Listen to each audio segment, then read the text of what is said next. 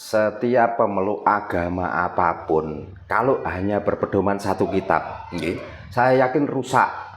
Orang itu mau kepingin benar cara beragama, pelajarilah beberapa kitab. Karena kitab adalah karangan manusia. Dan nggak mungkin Tuhan itu bicara ditulis sampai sekian lembar buku.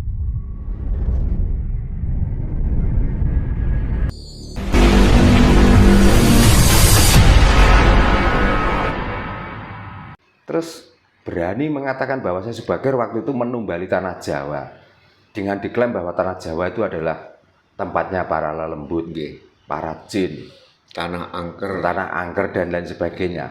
Saya sebagai itu baru abad keberapa datang ke sini? Duluan mana dengan Mataram kuno? Coba. Kalau waktu itu memang manusia belum seperti sekarang ini banyaknya. Jadi orang itu kalau wah ini dibuat tokoh dan orang ini sudah, karena kita tidak jelas bagaimana perjalanannya, wis dianggaplah orang ini yang sakti. Ya percaya wae, waktu itu belum banyak orang. Tapi bukti nyata dan bisa dibuktikan sampai sekarang. Karena orang sakti contohnya, ya Sunan itu wali-wali yang terakhir. Dia dilahirkan di mana? Lalu dia berpindah tempat, contohnya Sunan Bonang. Lahir di Surabaya. Tapi dia hijrah ke Tuban. Di Tuban hijrah di Rembang dan peninggalannya masih jelas. Nah, itu pun bukan dia itu karena berjuang untuk mensiarkan agama Islam. Ya dia itu mencari tempat di mana tempat itu nyaman. Sebenarnya itu. Buktinya waktu itu kalau di Rembang itu memang menyiarkan agama Islam. Kenapa Rembang itu ada Islam kok? Tahun akhir-akhir ini kok nggak sejak dulu orang Rembang itu terus karena ada Sunan Bonang waktu itu di situ, kok nggak setelah Sunan Bonang itu tiada lalu orang situ itu sudah mulai masuk Islam dan sudah beriman semua, kok enggak? Berarti kalau gitu dinamakan syiar itu bukan berarti gembar-gembor menyampaikan risalah itu, tapi para wali dan termasuk yang saya bicarakan tadi Panglima Cengho, dia mencontohi laku seperti inilah yang dinamakan laku baik atau laku keselamatan. Nah, laku untuk keselamatan dan laku baik ini untuk pegangan jadi dinamakan agama. Maka agama Islam itu sebenarnya pegangan, ya pegangan diri, pegangan hati, pegangan pribadi supaya untuk berlaku baik. Makanya orang yang sudah mengklaim dirinya Islam, orang yang sok beragama, tapi kok perilakunya buruk, itu bukan Islam. Itu orang yang dompleng di dalam pegangan kebenaran dan kepegangan keselamatan. Sebenarnya itu. Nah orang sekarang itu sulit ditunjukkan ini yang benar, ini yang salah, itu sulit. Karena apa? Ya sudah terdogma. Mau benar mau salah, orang yang sudah ditokohkan di dalam agama, mau tidak mau kita dipaksa harus percaya. Nah itu. Makanya otak-otak seperti ini sebenarnya itu harus ada yang berani meluruskan, harus yang berani menyampaikan bahwa sebenarnya agama itu bukan budaya ritual. Dan di kitab manapun itu belum ada Tuhan itu minta disembah, itu belum ada. Kita itu loh kadang-kadang ya kemenyek. Kadang-kadang sing sok keminter. Dengan cara budaya seperti itu, dengan budaya seperti itu dianggap itu yang paling benar untuk menyembah Tuhan. Dan saya juga pengen tahu kok. Di kitab mana ada Tuhan itu minta disembah? Tiba-tiba karena kita itu sudah membiasakan menyembah seperti itu, terus tiba-tiba kita merasa bahwanya menyembah cara inilah kita itu benar. Itu bukan kehendak Tuhan, itu kehendak otakmu sendiri. Maka supaya otak kalian tuh nggak melenceng, nggak menceng, rubahlah caranya. Dengan apa? Dengan kita berperilaku baik, dengan berucap baik. Itu sudah cukup. Berarti kita sudah melaksanakan tugas sebagai manusia, karena manusiaku manunggaling rasa antara kawula karo sing kuwasa. Itu loh. Sing kuwasa itu kawula itu adalah jasad ini, yang kuwasa itu hidupnya jasad ini loh. Kita tuh harus nyawiji, menyatukan Jadi ojo kok ucapane apik ning tumindake rusak. Jangan gitu. Ucapane kaya-kaya sing wis duwe koncine swarga, tapi perilakune seperti setan yang digambarkan, seperti iblis yang dibicarakan. Menjelek-jelekan setan, menjelek-jelekan iblis, tapi kelakuannya digawe. Itu. Nah ini Pak, kita kembali ke masuknya Islam Pak. Cerita dongeng itu kan yang bawa Islam kan katanya, ini kan dongeng Pak ya ini. Yang direkayasa tadi itu kan Wali Songo Pak.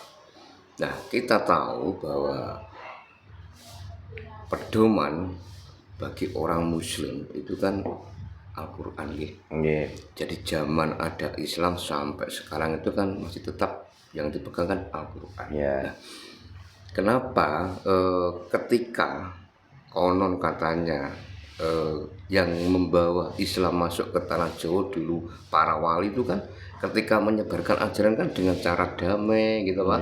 Terus dengan media orang Jawa, wayang, dan sebagainya. Nah, dengan zaman sudah berabad-abad ini, sekarang ada Jawa dimusuhi Pak. Nah, padahal kita tahu antara zaman wali sampai sekarang kan pedomannya kan sama Al-Quran. Nah, kenapa zaman wali sama zaman sekarang itu kok beda? Yang sekarang itu justru malah musuhi orang-orang Jawa, yang zaman wali malah pakai media orang Jawa. Nah ini yang salah di mana Pak? Apakah yang orang-orang yang baru-baru ini yang sudah merekayasa semuanya Pak? Setiap pemeluk agama apapun, kalau hanya berpedoman satu kitab, saya yakin rusak. Makanya kalau orang itu mau kepingin benar cara beragama, pelajarilah beberapa kitab. Karena kitab adalah karangan manusia. Saya tidak yakin ada kitab itu langsung itu karangannya Tuhan, itu saya nggak yakin. Dan nggak mungkin Tuhan itu bicara ditulis sampai sekian lembar buku. Enggak Pak. Sampai tebali Pak. Nah, makanya nggak mungkin. Itu adalah orang-orang yang jenius tentang menemukan tentang ketuhanan. Yang katanya di bawah malaikat. Malaikat sopo? Kalau malaikat Jibril itu bahasa sana, kalau sini Jabarolo itu. Jabarolo itu apa? Berita buruk. Maka di dalam kitab itu tertulis berita-berita buruk. Orang Jawa kok nggak ngikuti satu kitab? Salah, kita punya kitab Soro, kita mempunyai Simuh, kita mempunyai Hidayat Jati, kita mempunyai Gatholoco, dan lain sebagainya. Maka belajarlah dari kitab-kitab dahulu, dan agama pun menyarankan kepada setiap umat, apalagi di rukun iman. Rukun iman harus mengimani kitab berapa? Apakah satu kitab? Tidak atau? Taurat harus diimani, Zabur harus diimani, Injil harus diimani. Tapi kenapa kebanyakan orang yang sudah memeluk agama Islam kok hanya satu kitab yang diimani? Padahal berita-berita itu sudah tertulis sejak dulu di kitab-kitab terdahulu, termasuk di Zabur, di Taurat, di Injil. Kenapa enggak mencari kebenaran di situ? Kok kebenarannya hanya satu kitab? Makanya kok ngeklaim dirinya orang Islam, belum Islam karena imannya tidak sempurna.